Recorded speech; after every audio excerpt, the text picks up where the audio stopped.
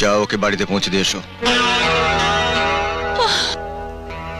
রাকেশ, তুমি ওর বাবার কাছে গিয়ে ক্ষমা চেয়ে আসবে। আমাকে কেউ জোর করে আনেনি, আমি নিজের ইচ্ছে এসেছি।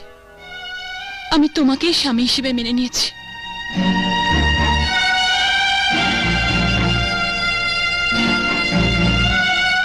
কিন্তু রাজা তোমাকে মেনে নেয়নি। তুমি এসো, আমি তোমাকে বাড়ি দিয়ে আসছি।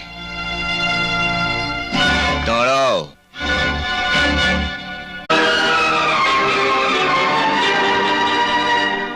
তুমি জানো যে আজ আমি নিঃস্ব, পথের ভিখিরি। তোমাকে দেওয়ার মতন আজ আমার কাছে কিছুই নেই। সব জেনে শুনে তুমি আমার কাছে চলে এলে।